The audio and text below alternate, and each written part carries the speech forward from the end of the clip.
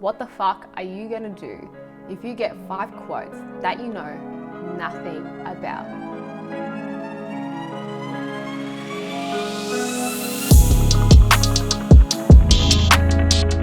Hi YouTube, you're watching my channel Aesthetic Academic. My name's Ashima and I'm a medical student that loves fashion, and I also love pondering the philosophical quandary of aesthetics. I started this channel because a few years ago I got kicked out of university.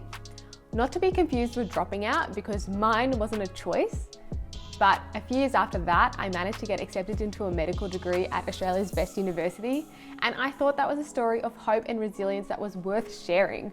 Me being here is proof that you can do whatever you want wherever you are in your life path. So subscribe to my channel if you want to feel good about dreaming big, irrespective of how you've performed in the past. In today's video, I'm going to be showing you how you can structure a creative piece for the GAMSAT. This is quite a personal revelation about myself, because I do like to think of myself as someone who's really brave and not afraid of a challenge. But there is one thing that never fails to make me sweat: a blank piece of paper. There is something so intimidating to me about its crispy whiteness. To me, I feel like it symbolizes everything I don't know. Whenever I look at a blank piece of paper, I think to myself, today's the day.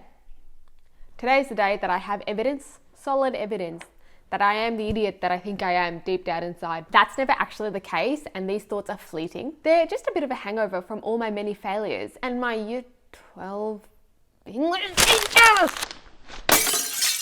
This is probably something that I should talk to a psychologist about, but psychology is expensive. I've got way more fucked up shit I need to talk to Dr. Ella about, so YouTube it is. I don't think high school teachers understand the power their words have over their students. I think they forget what it's like to be so young, or they're sadistic and know exactly what they're doing. My relationship with the English language has been on and off for my whole life. We're in a really good place right now, but I can't say that it's always been like that. Term 3 of year 12, I was feeling pretty relaxed. We just finished all our mid-year exams and I was feeling quite good about life. I just turned 18. So I was in good spirits. I'd always had a pretty good relationship with English up until that point.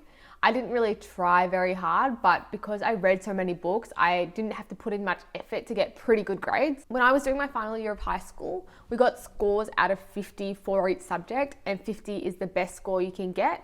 Different universities have different cutoffs for the subjects for a certain degree.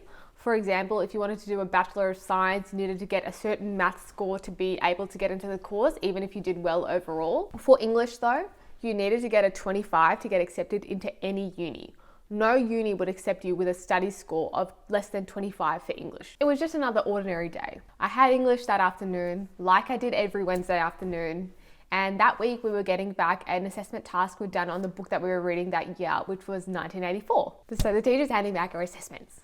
And I'm waiting and I'm thinking, God, doesn't she know I need to drive to Shoppo in my MX-5 soon? My assessment is the last one that she's holding. So I walk up to the desk, she's still holding my assignment. And she says, Ashima, your writing is really not good, and I'm really worried about how you're going to perform this year. So we go over the assignment together, and she gives me a few tips about what she thinks I should do to improve my assignment, blah, blah, blah. And toward the end, I asked her, Miss, what study score do you think I'm going to get? And I remember this so clearly. She looked me in the eye and she said, Ashima, I honestly don't think that you're going to get over a 25. I did not have the motivation and ambition that I do now then. If I did, I'd probably be working with Elon Musk right now instead of making videos for the internet.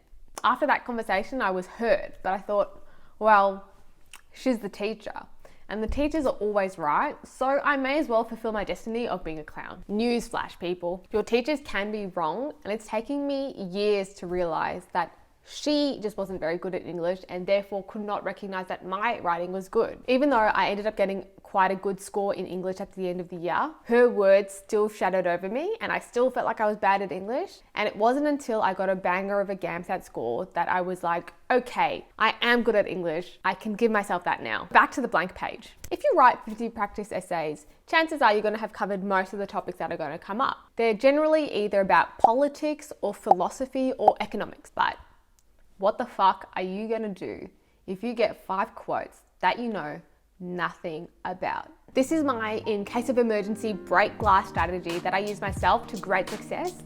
And in a nutshell, it is, if in doubt, creative. Lots of people, and especially people from science backgrounds, are afraid of creative writing, but I've broken it down into a formula that you can use for the GAMSAT because I know you nerds like formulas.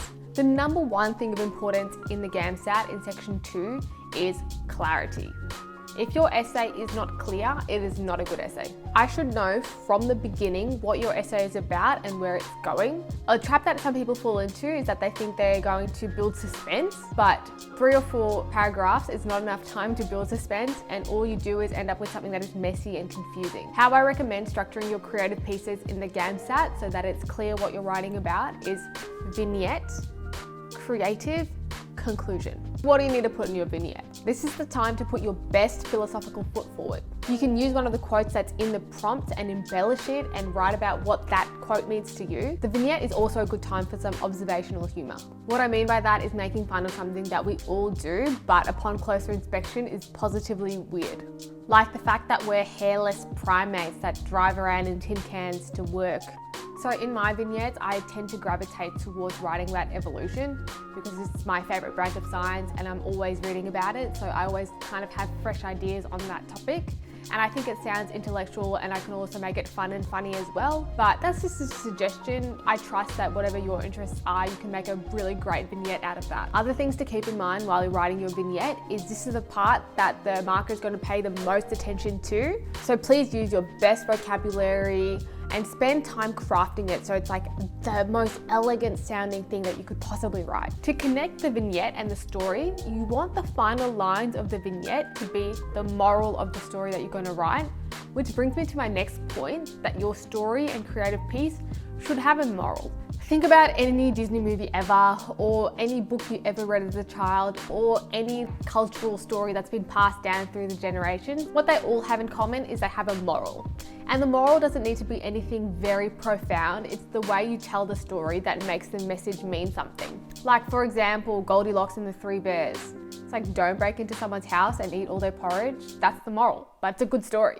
Other story basics is that they need to have a beginning, middle, and an end. Don't overlook this one. I've read many stories that are just like waffling on to nowhere with no clear beginning, middle, and end. So please try to focus on that one. Another thing a good story does is makes you feel something. The saying that people don't remember what you say, they remember how you made them feel, is true for your writing as well. Emotion is very powerful, so try writing in different moods to see which one you're the best at. You can create a character, or you can use yourself as a character. You can write about something that has happened to you or something that's completely made up.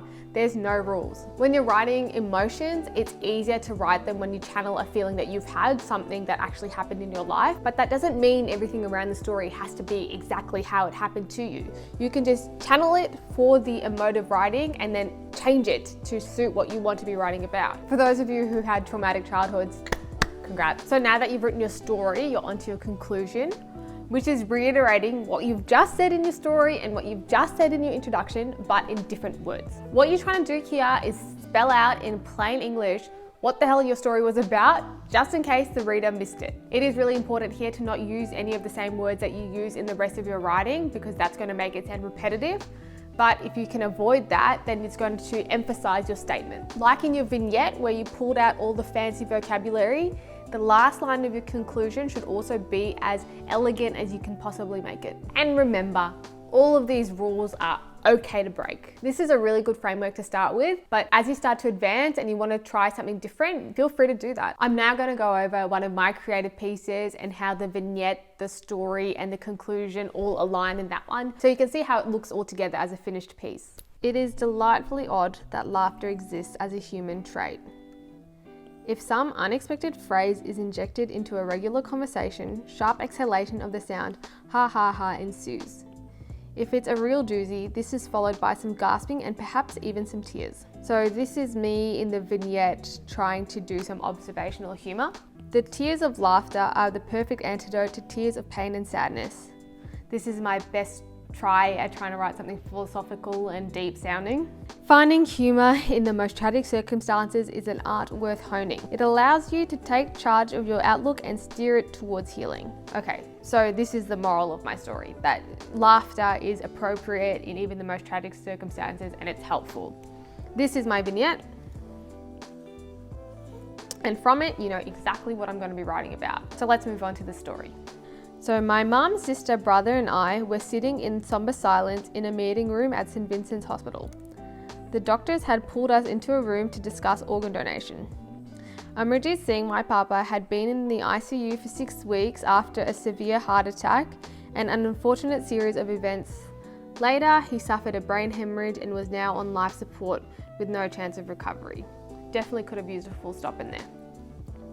It had been an excruciating, tiring and confusing few days. Sort of like being stuck in a washing machine while your house is on fire, with a tsunami approaching, followed by a meteor heading straight for the earth. One of those weekends. So that concludes the beginning part of my beginning, middle and end story. The next part. The doctors had left us alone to discuss whether or not we wanted to donate the organs. We were trying to clarify with one another what the doctors had said about the process exactly, as our brains were basically scrambled and in information overload. I became acutely aware of my baby brother's silence in all of this, and my heart broke for him. So the use of the word baby to describe my brother was intentional, because while he is my baby brother, at the time of this happening he was 17, so not a baby.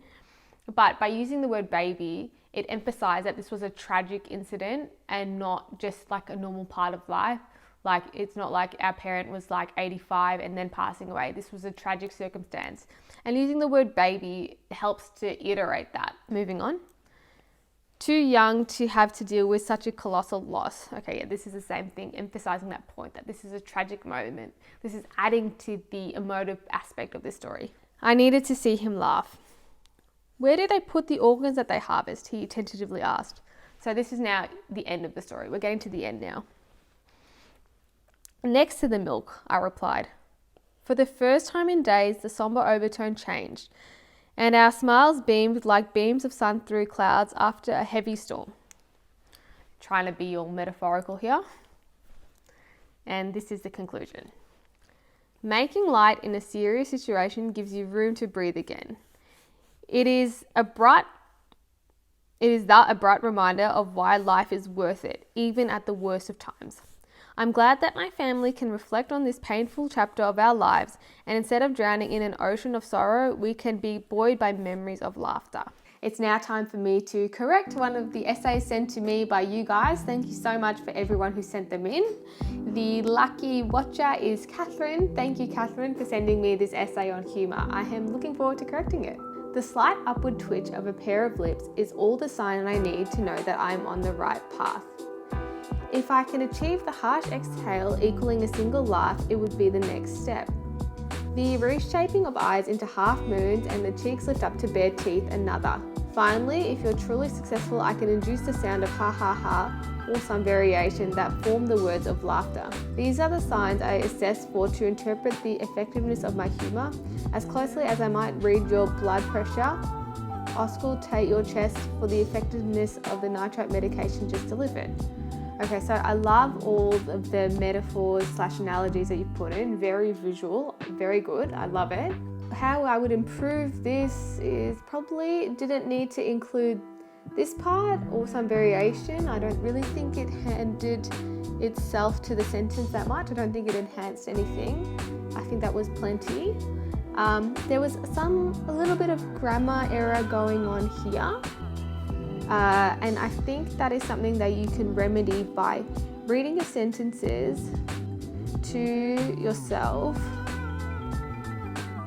quietly while you're writing it, because then you could have picked up on this bit where it says, these are the signs I assess for to interpret the effectiveness of my humour, as closely as I might read your blood pressure, auscultate your chest for the, I think there's just something missing here, maybe like an or something like that.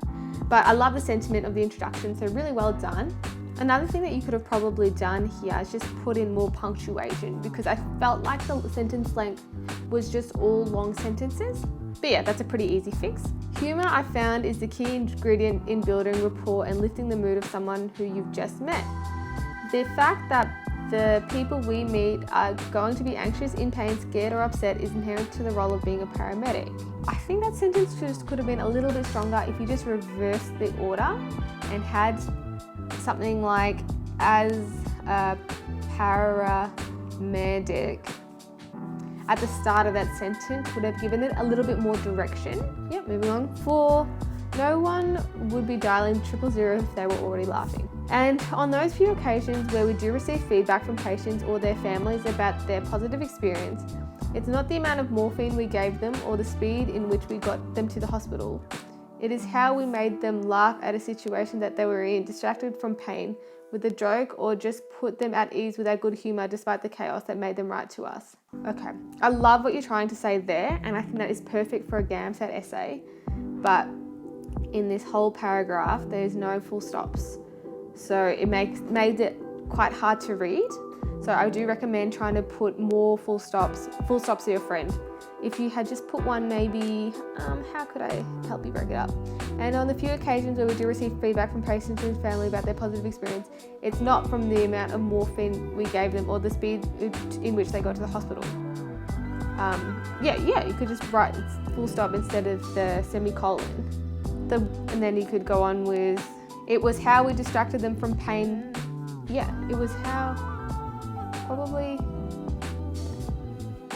it was how we distracted them from pain with a joke, or just put them at ease with our good humour despite the chaos that made them write to us. I think that would have sounded a little bit more clear. But overall, love it, and I love the idea, so well done. Were it a tangible item, I would be ensuring we had high supply and restocking my bag at every shift check with the same attentiveness I give to ensuring we have the right number of Schedule 8 restricted medication. I think instead of were it a tangible item, it could have been a little bit clearer, as you did in the paragraph before, just by saying if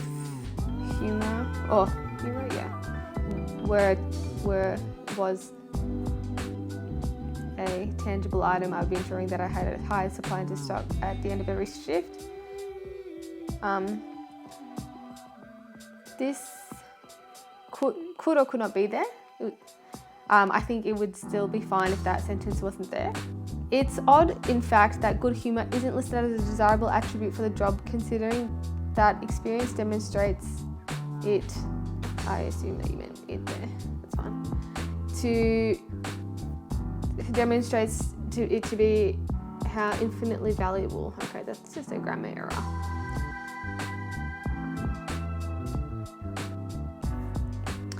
The beauty of humour is that you gain yourself as you give it, and it is more versatile than any tool, medication or gadget I carry. I would love a little bit more clarification of what this means, because it wasn't quite clear to me what the beauty of humour is, that if you give it, like this part, I think I got a little bit lost, so it'd be good if that was a little bit more explained. It can be used in every case for any ailment and never runs out. To serve the mission of healing people, my handiest tool, my most powerful weapon, my most potent drug is humour. Boom! Oh my God, that is such a wonderful concluding line. Holy shit, that was amazing. Well done. This is just goals right here. Overall, really fantastic essay. Really well done. This was your first essay. Oh, you are onto great things, my friend, because my first 20 essays were humiliating. I couldn't ever get anyone else to read them. So the fact that you've produced this as your first bit of writing is outstanding. Some more general advice, just to summarize on where you should be going with your practicing, is writing more, number one, writing more often, reading what you're writing under your breath, writing under your breath so you can avoid grammar errors. I can't spell or write very neatly. And lastly, the next point that I think that will take you very far is write with